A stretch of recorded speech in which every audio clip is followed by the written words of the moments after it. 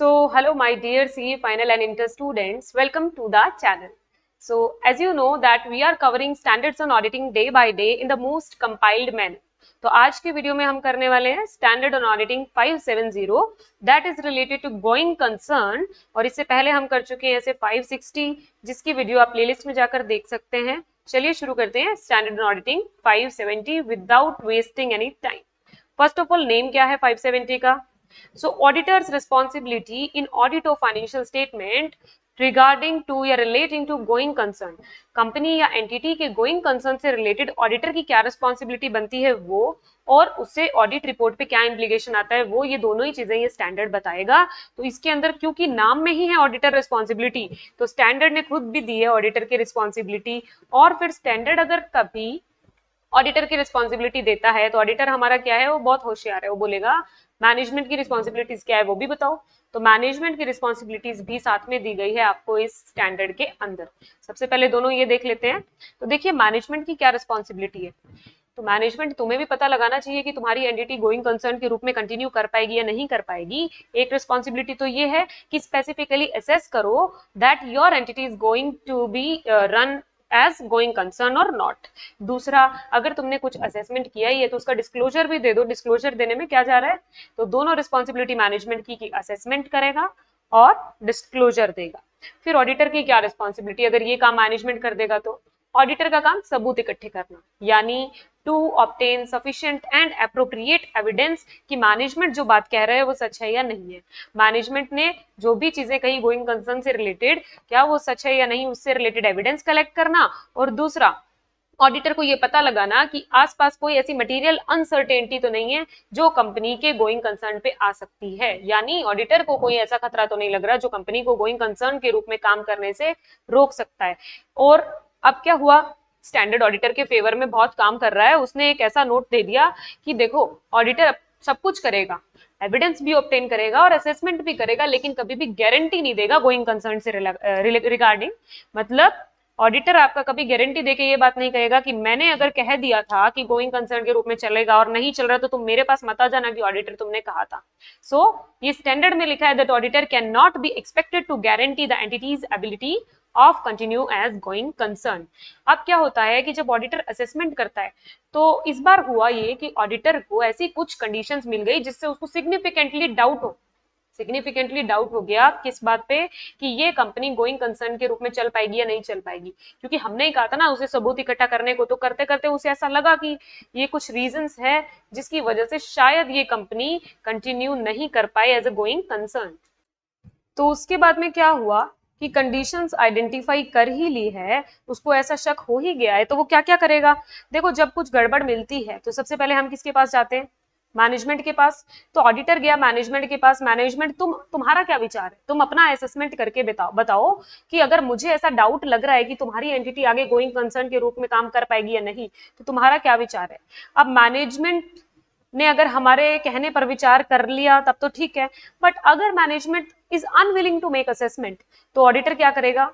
जब ऑडिटर के पास कोई रास्ता नहीं है, मैनेजमेंट बात सुन नहीं रहा है, तो ऑडिट रिपोर्ट उसके हाथ में है, उसके ऊपर उसका इम्प्लीकेशन देख लेगा, और बाकी कैसे देखेगा वो आप अच्छे से समझते हैं, ठीक है। और अगर मैनेजमेंट अपना असेसमेंट कर देता है और कह देता है कि क्या कहेगा, ज्यादा से ज्यादा ये कहेगा कि नहीं हमारी एंटिटी गोइंग कंसर्न के रूप में चलेगी, आपको कोई गलत फहमी हुई है, तो गलत फहमी होती है तो ऑडिटर तो बिल्कुल डेढ़ शान है, वो जाके बोलेगा रिटर्न रिप्रेजेंटेशन दीजिए, वो मांगेगा रिटर्न रिप्रेजेंटेशन कि कैसे चलेगी, मुझे तो लग रहा है नहीं चले पाएगी, अगर तुम कह रहे हो कि तुम्हारी एंटिटी गोइंग कंसर्न के रूप में आके चल पाएगी तो रिटर्न रिप्रेजेंटेशन दो कि तुम्हारे फ्यूचर प्लान्स क्या है। फ्यूचर प्लान्स के बारे में वो इवैल्यूएट करेगा कि सही है या नहीं है, करंट में कैश फ्लो की पोजीशन कैसी है, आगे का कैश फ्लो फोरकास्ट कैसा है, उसको एनालिसिस करेगा, और उसके अलावा जो अदर इंफॉर्मेशन अवेलेबल है वो देखेगा, और इन सब का क्रक्स निकालेगा कि क्या सच है कि एंटिटी गोइंग कंसर्न के रूप में काम कर पाएगी जैसा मैनेजमेंट कह रहा है, क्या वो बात सच है, या फिर जो ऑडिटर को या मुझे लगता है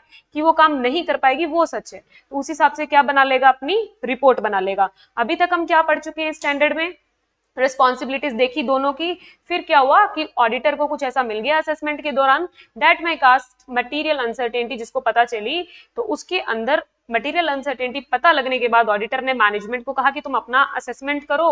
मैनेजमेंट के असेसमेंट के बाद उसने उसे रिटर्न रिप्रेजेंटेशन ले ली और रिटर्न रिप्रेजेंटेशन लेने के बाद फ्यूचर के बारे में forecast, cash flows, future plans सब कुछ देखकर, अदर इंफॉर्मेशन देखकर पता लगाने की कोशिश की और यहां तक ऑडिटर सब पता लगा चुका है। लगा लिया। अब रिपोर्ट तैयार करेगा। अब रिपोर्ट तैयार करेगा, ये तो मोस्ट इंपॉर्टेंट, यहां से क्वेश्चन बनता है। इससे कैसे बनेगा? ऑडिटर रिपोर्ट में क्या लिखेगा?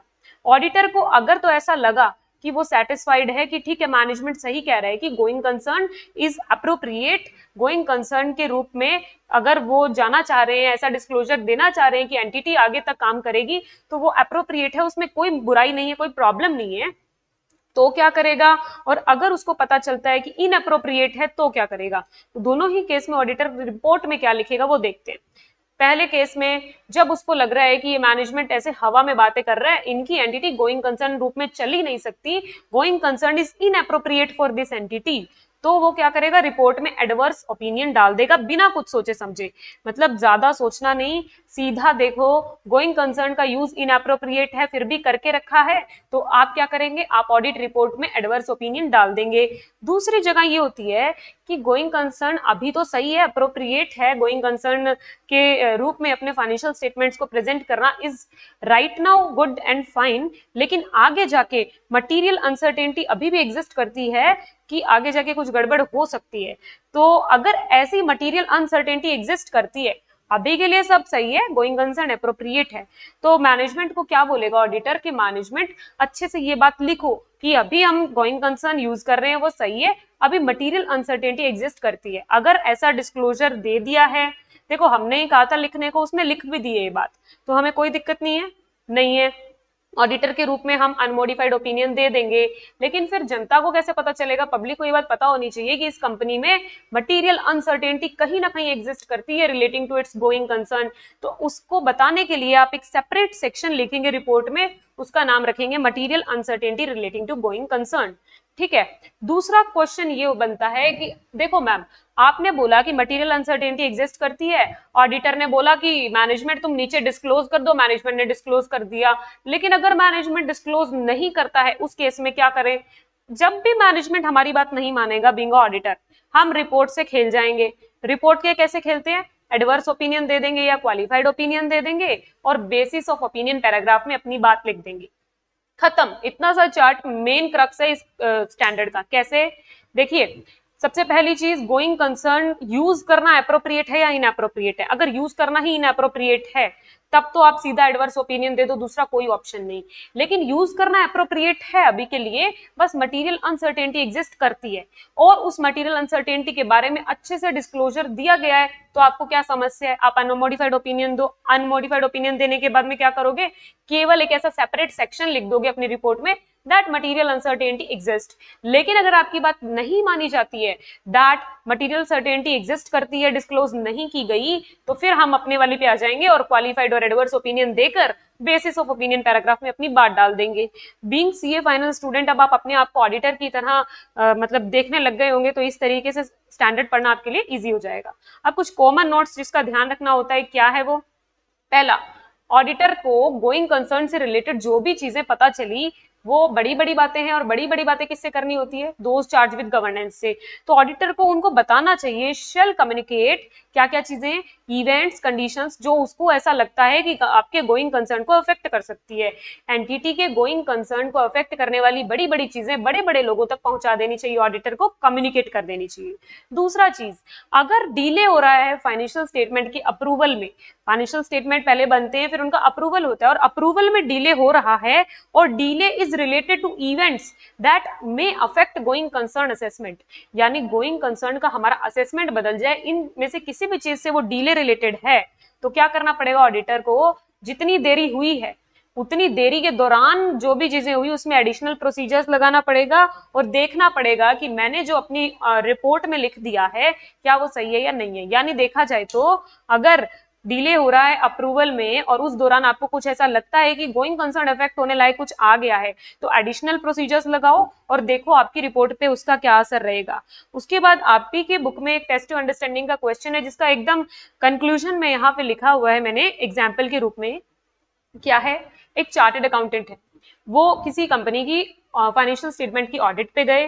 उन्होंने देखा कि फाइनेंशियल स्टेटमेंट्स में सारे ही रेशो एडवर्स है। रेशो कौन कौन से, जैसे आपके current ratio, quick ratio, solvency ratio, सभी एकदम बिल्कुल नेगेटिव दिखा रहे हैं कंपनी की इमेज। और उस केस में आपको ऐसा लगा कि गोइंग कंसर्न यूज करना इज प्रॉपरली इनअप्रोप्रिएट, क्योंकि कंपनी एकदम खत्म है, कस्टमर जो है वो शिफ्ट हो गए दूसरों पे, और रेशोज भी नेगेटिव है, कैश भी इतना नहीं है, इन्वेस्ट करने के लिए पैसे नहीं है, सारा कुछ यही है, और गोइंग कंसर्न का यूज इनअप्रोप्रिएट है। तो सीए ने क्या किया, वो गया मैनेजमेंट के पास, कंपनी के सीईओ को उसने ये बात बोली, तो उसने बोला कि चलो ठीक है, आप कहते हैं अगर इनअप्रोप्रिएट है तो मैं डिस्क्लोजर डाल देता हूं, मैं ऐसा लिख देता हूं कि ये इनअप्रोप्रिएट है, या फिर material uncertainty exist regarding to the company's ability to continue as going concern. ये लाइन लर्न करनी है और लिख के भी आनी है, ठीक है। तो उसने, मैनेजमेंट ने बोला डिस्क्लोजर डाल देता हूं। ऑडिटर क्या करेगा इस केस में, देखें ऊपर जो हमने चार्ट पढ़ा है उसके हिसाब से अभी आप मुझे आंसर सोचेंगे और चैट बॉक्स में लिखेंगे, लेकिन मुझे इसी वीडियो में आंसर देना पड़ेगा। वो आंसर क्या है, देखिए पहली चीज, गोइंग कंसर्न अगर इनअप्रोप्रिएट है तो मैंने लिखा था बिना सोचे एडवर्स ओपिनियन दे दो, भले ही मैनेजमेंट आपके पास ये बोलने आए कि मैं लिख दूंगा, मैं डिस्क्लोजर दे दूंगा, हमें कोई मतलब नहीं। अगर गोइंग कंसर्न का यूज ही इनअप्रोप्रिएट है तो हम तो अपनी रिपोर्ट में एडवर्स कंक्लूजन देंगे। इतना सा क्वेश्चन है ये, और इसी तरीके के क्वेश्चन आपके उसी चार्ट से रिलेटेड बनेंगे, SA 570 से related. I hope you got this ऐसे इन प्रॉपर मैनर, और इसमें मैंने आपको सारा ऐसे कवर करवा दिया। इससे नेक्स्ट वीडियो आ जाएगी फिर से स्टैंडर्ड्स ऑन ऑडिटिंग पे। तब तक पढ़ते रहिए, बने रहिए चैनल के साथ। See you in the next video, and that's it for this video.